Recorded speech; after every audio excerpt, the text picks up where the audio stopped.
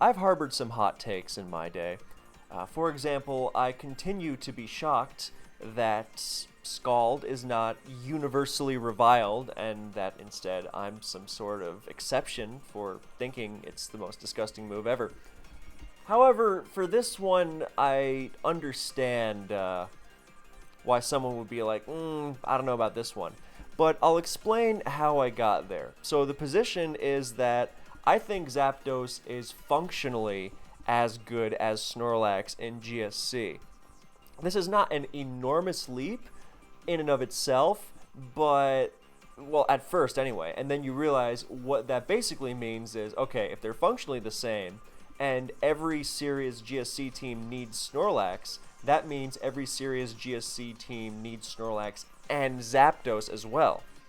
And I know there are a couple of old school GSC players who thought it as well, just because Zapdos is so good and so hard to stop, and no reason not to use it.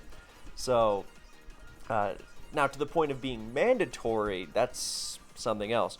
But I and a couple other players I have seen have also thought at certain points like, hey, I think Zapdos is kind of better than Snorlax in GSC. Now, I don't know if I maintain that position today. I don't know if it's a hill I'd die on, but dealing with Zapdos is really dumb. And it's why I arrived at the position I'm about to explain. So, it has been fairly conventional, or no, not fairly conventional, it has been conventional Elite GSC wisdom that you always need Snorlax and one of the electric types, right? Being Zapdos or Raikou, not like Jolteon or, God forbid, Ampharos or something. No, that's been fairly simple because Zapdos and Raikou are numbers 2 and 3, and you got to have at least one of them because they're so good, so far ahead of the rest of the field. And so that makes sense, right? And whenever someone brings a team without either of them, then it generally suffers for it. Just because the reward you get for using something else over one of the electrics generally does not, it's not worth it. The electrics are just too good. They're too fast, too bulky, too strong, too perfect, right? And Zapdos is pretty much, I mean, there are a couple exceptions who are like, oh, I love Raikou because it counters Zapdos. But more or less, everyone else is going, yeah, no, Zapdos is clearly the better of the two. Because not only do its thunders hit harder, which is very significant when you're dealing with Lex, and in general, of course, even like hidden powers hitting harder. Not only does it have higher special attack, but it also is half flying, which means, well, it gains a cross chop resistance, which is very nice. But it's also immune to Earthquake, huge, absolutely enormous, and it's immune to spikes, so you can't wear it down passively. And this is in Gen 2. There are no abilities. There's no levitators. There's only a couple flying types. There's Zapdos and Skarmory that you're going to see commonly. Sometimes you'll see Dragonite, Charizard, Moltres, very, very rarely Articuno, but those are exceptions. On average, the only Pokemon you're going to see in GSC games that are immune to spikes are Zapdos and Skarmory, and it makes such a world of difference in terms of how well they take hits. And this is the qualm with Raikou. Now, I've made a video. I'm not just going to spend too much time dumping on Raikou. First of all, I still think Raikou is good. Obviously, you'd be crazy to think otherwise. But Raikou has the issues of its walling capability being impeded by spikes, of course, and also by in terms of how easy it is to force out in return. Like Nidoking does a great job of checking, or like Steelix or something does a great or Rhydon, Golem. They do great jobs of checking Raikou because they can pivot in and they threaten it with a big EQ, right? Those ground types pivot into Zapdos and what? What do they do against it? They draw hidden power for Snorlax to switch into, so they don't even stay in on it. They just take some spikes damage to get Lax in on it more safely. And that's not even an ironclad play because they don't threaten Zapdos too well.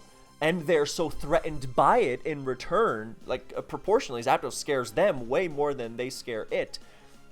So Zapdos very often will just stay in and use Thunder against them and hit the Snorlax on the switch anyway, so they just got more Spikes damage on their ground type. I mean, Zapdos switches into the ground types quite a bit.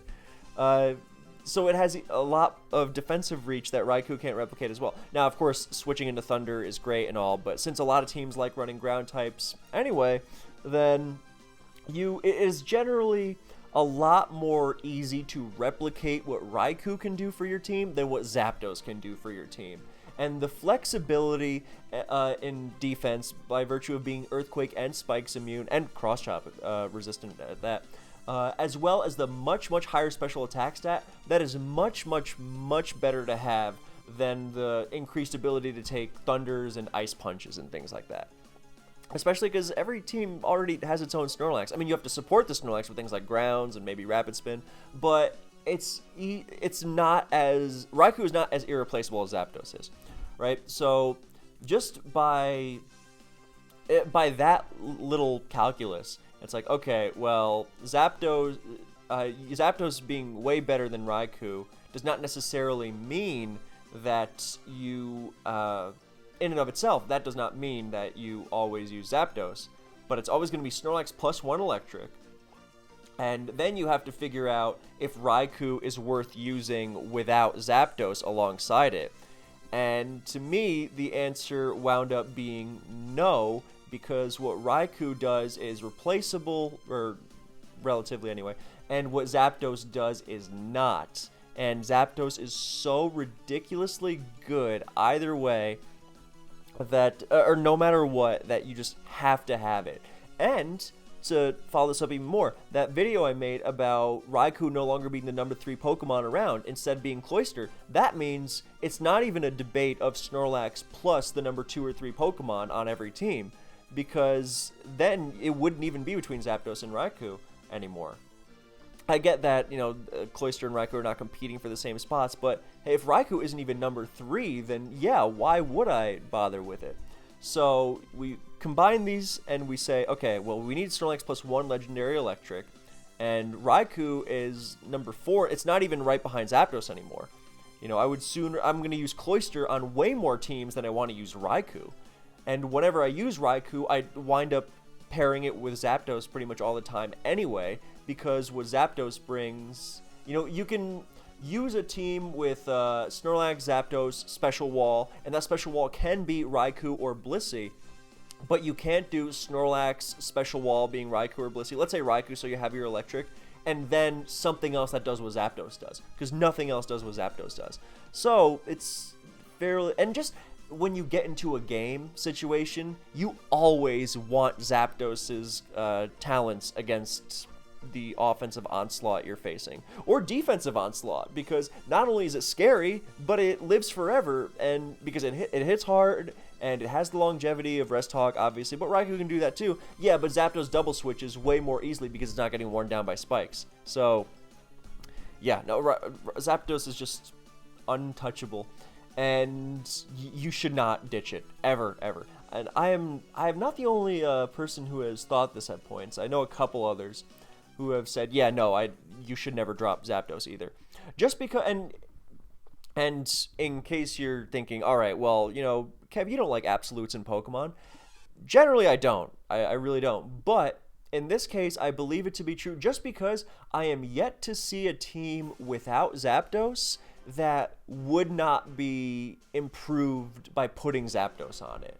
Like, you might have to change things around or something, but whatever you wind up with Zapdos is going to be better than whatever you have without Zapdos, because it's just that good. And this was being said like years and years ago, that, look, you could use Zapdos, the same Rest Hog Zapdos in every single GSC game for the rest of your life, and it wouldn't matter.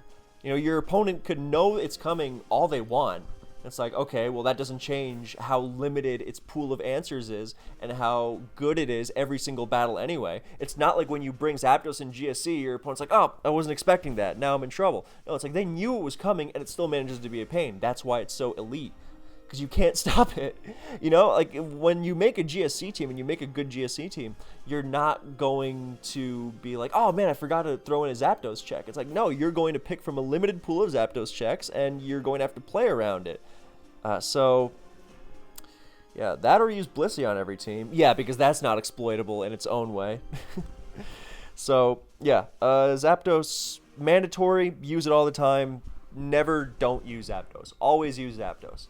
And I welcome. I mean, I guess the one exception is baton pass teams, but those are teams that you used to try and cheese past the opponent.